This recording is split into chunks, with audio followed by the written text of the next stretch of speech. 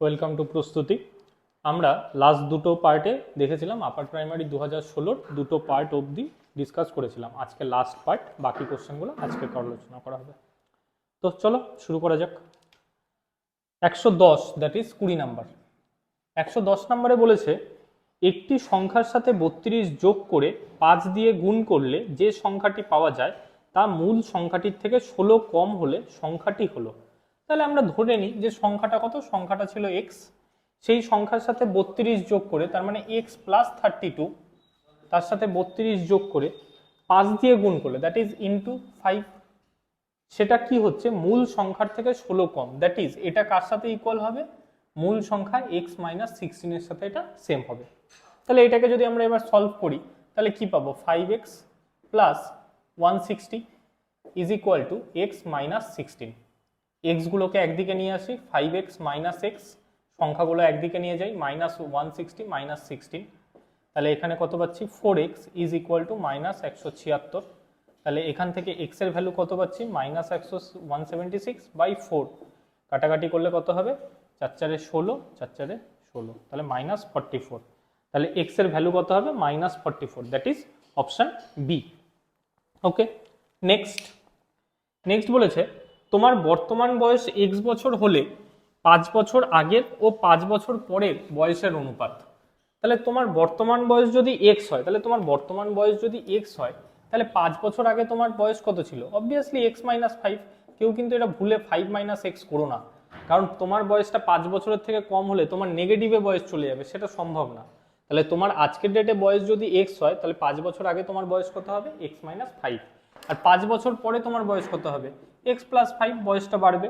তাহলে বলেছে সেটার অনুপাত, তার মানে কি x minus 5 is to x plus 5। একদম সহজ একটা অঙ্ক ছিল, কিন্তু একটু সিলি মিস্টেক আমাদের হয়ে থাকতে পারে। তাহলে option B will be my answer. Next 112 নাম্বারটা বলেছে যে 2x প্লাস 1 তার হোল স্কোয়ার, 2x প্লাস 1 তার whole square is equal to 4x square plus 4x plus 1। এই সমীকরণটি, এটি একটি সমীকরণ, অভেদ, অসমীকরণ কোনোটাই নয়। সমীকরণ হতে গেলে কি হতে হয়, সমীকরণের ক্ষেত্রে, আচ্ছা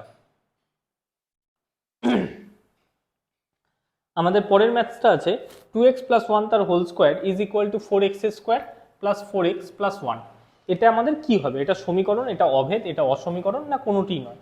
তো একটু ভেবে দেখো, এটা যদি আমরা a প্লাস বি তার হোল স্কোয়ার ফর্মে রাখি তাহলে এটাকে যদি আমি ভাঙি কি হবে, a স্কোয়ার প্লাস 2ab প্লাস বি স্কোয়ার, তাহলে 4x square plus 4x plus 1। তার মানে আমার LHS আর RHS দুটোই কি হয়ে যাচ্ছে, সেম হয়ে যাচ্ছে, মানে এটাই এটা। তো এটাকে আমরা সেইভাবে আমরা এটাকে সমীকরণ বলবো না, এটাকে আমরা কি বলবো, অভেদ, দ্যাট ইজ আইডেন্টিটি, সেম জিনিস, এটার মধ্যে কোনো পার্থক্য নেই, এটা আমাদের কি অভেদ হবে। That is option B will be the answer. Next, বিক্রয় মূল্য ও ক্রয় মূল্যের অনুপাত, বিক্রয় মূল্য ও ক্রয় মূল্যের অনুপাত 19:20।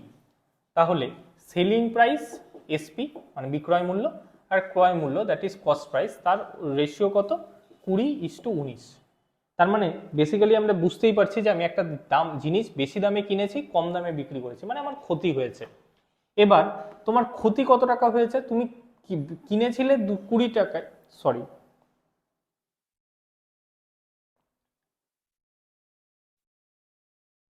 আচ্ছা, পরের প্রশ্ন, বিক্রয় মূল্য ও ক্রয় মূল্যের অনুপাত 19:20 হলে শতকরা ক্ষতির হার কত। তাহলে বিক্রয় মূল্য কত, আমার বিক্রয় মূল্য আমাকে বলা 19 আর ক্রয় মূল্য কত বলা 20, তাতে রেশিও বলা 19:20। সেলিং প্রাইস আর কস্ট প্রাইসের রেশিও কত, 19:20। তাহলে আমার এইখানে বিক্রয় মূল্য কম, ক্রয় মূল্য বেশি, আমরা বুঝতেই পারছি কি হয়েছে, এখানে ক্ষতি হয়েছে। তাহলে ক্ষতি কত টাকা হয়েছে, তোমার কয় টাকা ক্ষতি হয়েছে, আমি নর্মালি যদি দেখি 1 টাকা ক্ষতি হয়েছে, কার উপরে, ক্রয় মূল্যের উপরে, দ্যাট ইজ 20 টাকার উপরে, ইন্টু 100%। ডাইরেক্ট এটাকে যদি ক্যালকুলেশন করি তাহলে আমরা পেয়ে যাব কি, লস পার্সেন্টেজ কত, 5% আমার লস হয়েছে, দ্যাট ইজ ক্ষতির হার কত, 5%। ওকে, নেক্সট নেক্সট বলেছে একটি সংখ্যাকে 20% বৃদ্ধি করা হলে, একটি সংখ্যাকে 20% বৃদ্ধি করলে সংখ্যাটি হয় 90। তাহলে কোনো একটা সংখ্যাকে যদি তুমি 20% বৃদ্ধি করো, মানে সংখ্যাটা ছিলই এক্স, তাকে তুমি আরো 20% বৃদ্ধি করছো, তার মানে কি হবে, এক্স প্লাস এক্স ইন্টু 20%। সংখ্যাটা থাকবে, তার সাথে সংখ্যাটার 20% থাকবে। আমরা এইভাবেও করতে পারি, তাতেও হবে। অথবা আমরা যদি ভেবে নিই যে সংখ্যাটা মানেই তো আমার 100%, সংখ্যাটা মানেই তো আমার 100%, তার সাথে 20% অ্যাড করা মানে সংখ্যাটার কত হয়ে যাবে, ডাইরেক্ট 120% হবে। সেই ভ্যালুটাই আমাকে কত বলে দেওয়া, 90 বলে দেওয়া। তাহলে এটাকেও সলভ করে করতে পারি, এইভাবেও করতে পারি, সেম অ্যান্সার আসবে। এটাতে আমরা একটু তাড়াতাড়ি করতে পারবো। That is x into 120/100 is equal two 90। এটাকে যদি ডাইরেক্ট আমরা কত দিয়ে কাটতে পারি, 0 দিয়ে কাটতে পারি, 20 দিয়ে কাটতে পারি। তাহলে এটা কত আসবে, 6/5। 6 দিয়ে এটাকে কাটলে কত হবে, 15। তাহলে এখান থেকে আমরা বলতে পারি এক্স ইকুয়াল টু কত, 5 15 75, 75। তাহলে সংখ্যাটা কত ছিল, 75। Option C will be the answer. Next আমাকে বলা পি প্লাস কিউ। নেক্সট আমাকে বলা P plus Q is equal to 8 আর P minus Q is equal to আমাকে কত বলা, 6।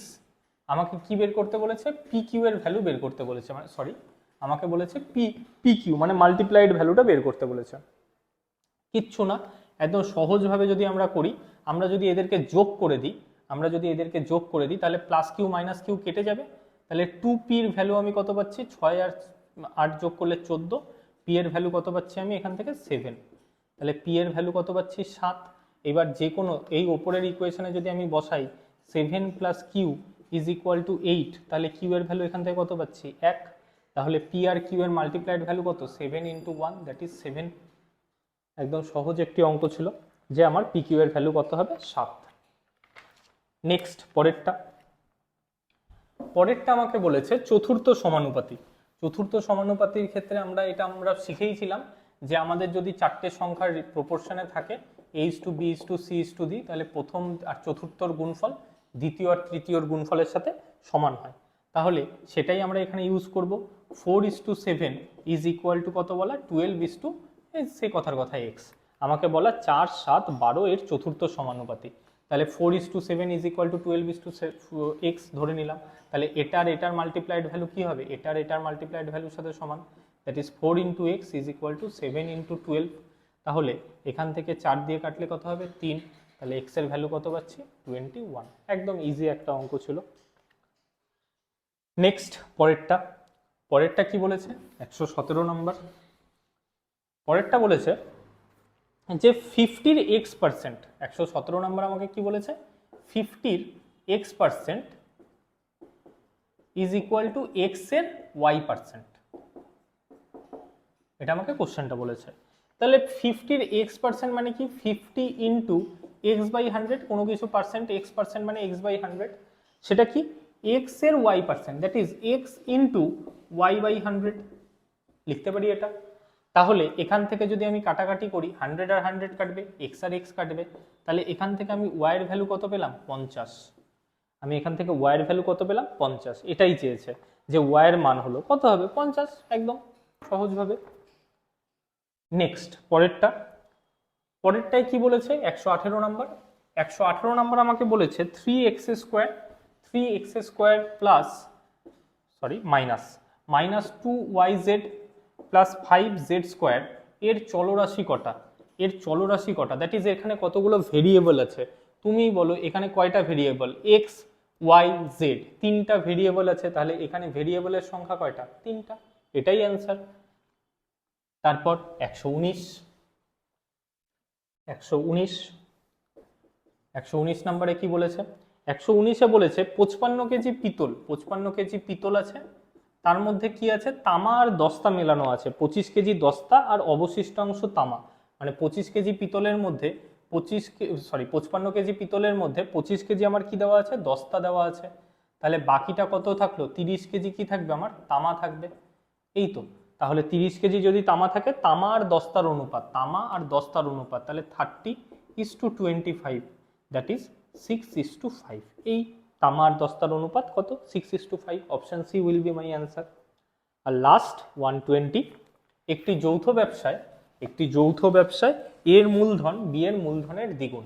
একটি যৌথ ব্যবসায় এর মূলধন কি, বি এর মূলধনের দ্বিগুণ। তার মানে এ আর বি এর ক্যাপিটালের রেশিও কি হবে, এর মূলধন যদি বি এর মূলধনের দ্বিগুণ হয়, তার মানে এর মূলধন যদি 2 হয়, বি এর মূলধন কত হবে, 1। একদম নর্মালি আমি বলতে পারি যে এ এর মূলধন বি এর মূলধনের দ্বিগুণ, তার মানে বি যদি 1 হয় এর মূলধন কত হবে, 2 হবে। এবার বলেছে এর লভ্যাংশ মানে এর লাভের প্রফিট, এর প্রফিটটা কত, লভ্যাংশ মানে প্রফিটটা কত 428, এর লভ্যাংশ কত 428 টাকা। তাহলে বি এর লভ্যাংশ কত হবে? এবার আমরা এটা শিখেছিলাম মূলধনের ক্ষেত্রে বা এই সমস্ত আমাদের পার্টনারশিপের অঙ্কের ক্ষেত্রে আমাদের মূলধনের অনুপাত যা হবে প্রফিটের অনুপাতও তাই হবে, প্রফিটও সেই রেশিওতেই ডিভাইড হবে। তাহলে মূলধনের অনুপাত যদি 2:1 হয়, প্রফিটের রেশিও কি হবে 2:1 হবে। তার মানে এটা কার ভ্যালু, 2 এর ভ্যালু হচ্ছে 428, তাহলে 1 এর ভ্যালু কত হবে 214। তার মানে বি এর প্রফিট কত, বি এক অংশই মূলধন, তার মানে বি এর প্রফিটের রেশিও কত হবে 2:1 এর মধ্যে 1 হবে, তার মানে সেটা কত 214, অপশন এ।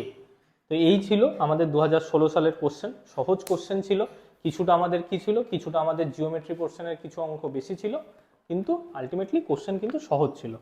তো চলো আজ এইটুকুই, আর এরপরে আমরা চেষ্টা করব যে এই বিভিন্ন প্রিভিয়াস ইয়ার কোশ্চেনগুলো সলভ করার।